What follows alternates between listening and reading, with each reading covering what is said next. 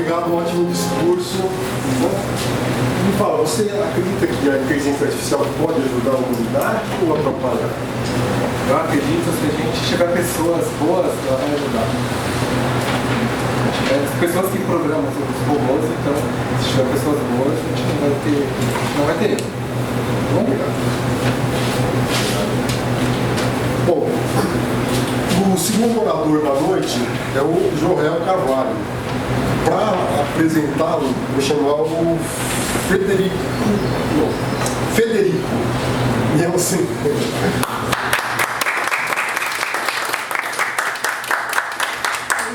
Você já conversou com o chatbot?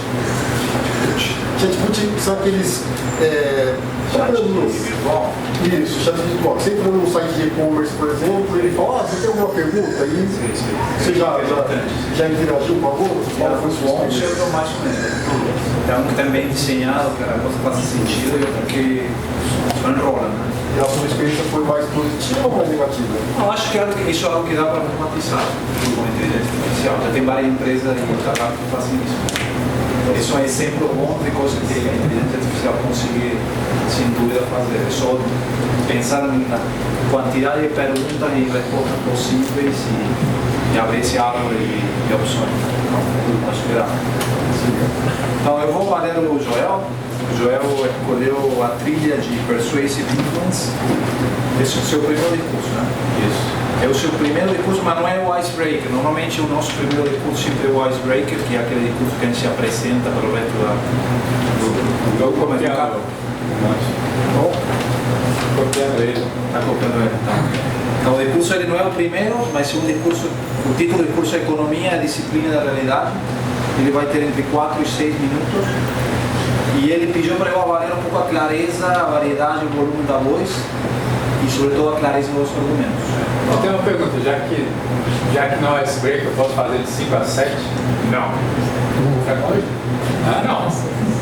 O seu projeto é o projeto 1, o projeto de icebreaker você tem 4 a 6 minutos. Não, tem 4 a 6. Não tem problema não. Tenta ser direto ao ponto, é melhor falar menos argumentos mais aprofundados que muito e ter problema com o tempo. Boa sorte.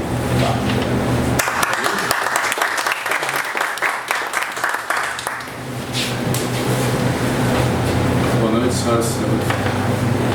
Boa noite, senhoras e senhores. Boa noite. Existem duas coisas essenciais na nossa vida: tempo e energia. O tempo ele fala por si só. A energia, vocês puderam ver aqui, através de um simples boa noite, o quanto faz diferença.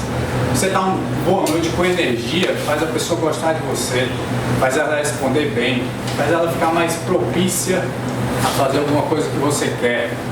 Então, se você gasta a sua energia bem, você fica mais próximo dos seus objetivos. Qual a disciplina que trata muito disso, de tempo e energia? Essa disciplina é a economia. Mesmo ela tratando de coisas tão essenciais na nossa vida, a gente menospreza ela. A gente menospreza ela, Jessé. Mesmo ela sendo tão essencial. Por que será que isso acontece? Eu acho, refletindo, que é porque a economia ela está muito próxima da gente, está muito próxima da realidade da gente. E a gente acaba achando que a gente é capaz de propor soluções, a gente acaba se achando um especialista.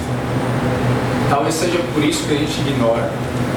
O engraçado é que a mesma coisa não acontece com outras disciplinas.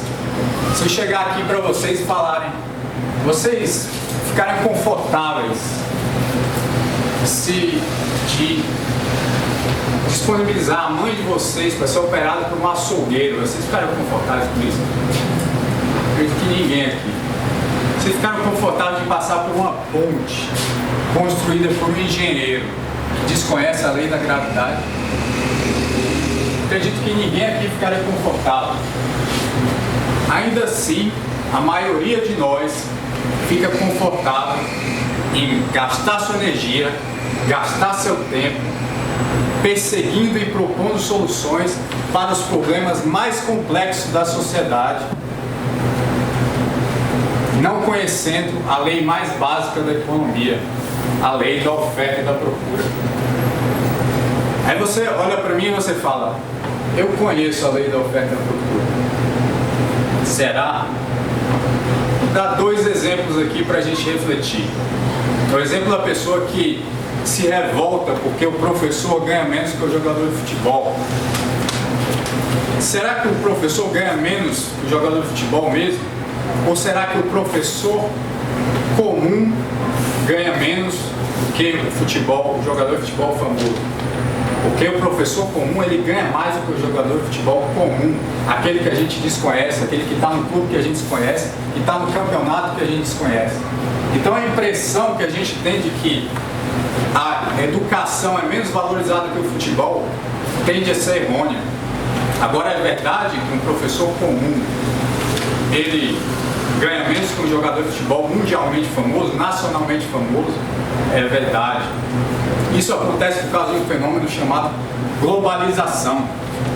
A globalização, ela fez o seguinte, comum, ela fez com que pouquíssimos profissionais conseguissem atender a demanda gigantesca mundial.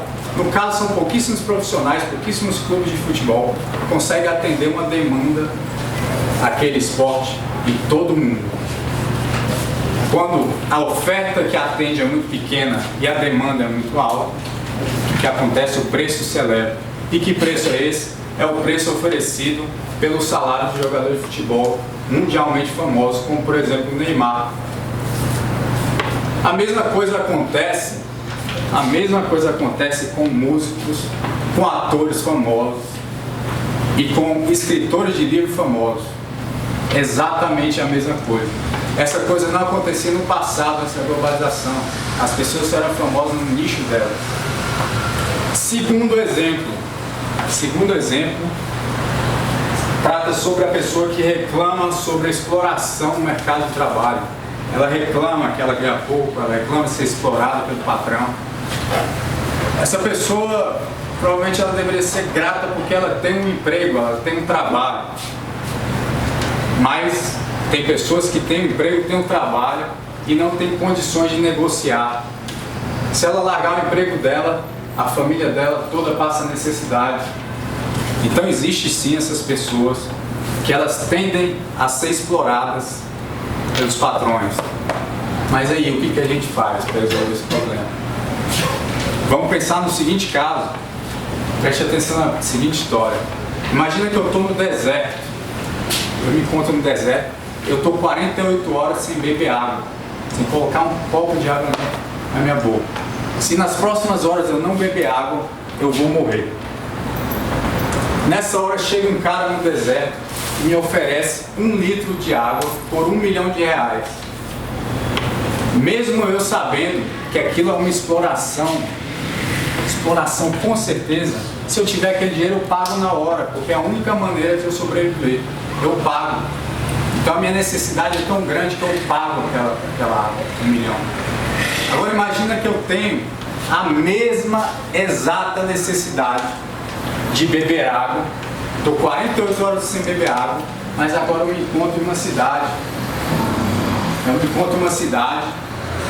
E eu me deparo com o mesmo cara me oferecendo a água, 1 litro de água por 1 milhão.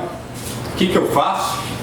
Eu rio do cara, mesmo estando 48 horas sem beber água, eu rio dele, atravesso a rua, vou para o supermercado e compro 1 litro de água por R$3.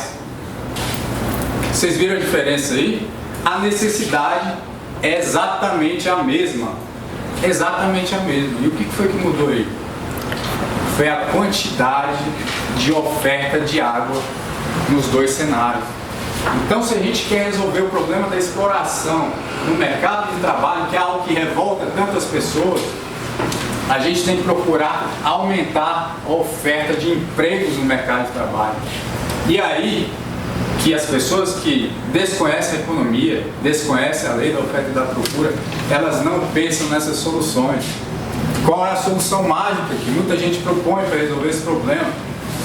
É alterar o salário mínimo, colocar na base da lei, aumentar o salário mínimo. Mas, de novo, desconhecendo a lei da oferta e da demanda, se eu altero o salário mínimo de R$1.000 para R$20.000, por exemplo, o que acontece? Pouquíssimas pessoas vão ser capazes de oferecer empregos que paguem R$20.000. Vão ter pouquíssimos empreendedores oferecendo esse emprego de R$20.000. E o que vai acontecer? O emprego, o desemprego vai aumentar. Então aí, senhoras e senhores, que está a importância de se conhecer economia. Porque a economia, no final das contas, ela explica bem para a gente o que é a realidade. Se você não conhecer a realidade, você não muda a realidade. Muito obrigado.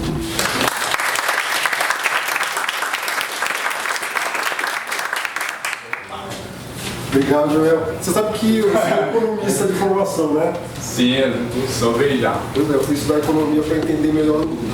Você conhece a Alexa? Alexa é a da Amazon, na verdade, da inteligência artificial. Você pretende comprar? Ah, assim, eu sou muito consumista não. Então, depende da quantidade de dinheiro que eu tiver, que a Alexa parece que é caro, né? Então, se eu tiver muito dinheiro, talvez eu comece a querer bater a palma, o negócio apagar a luz, eu falar, pede uma pizza aí pra mim, pedir uma pizza. Mas, por enquanto, eu estou feliz de interagir com os seres humanos. A Alexa está vindo para o Brasil, parece que por R$300 aí, pré-venda.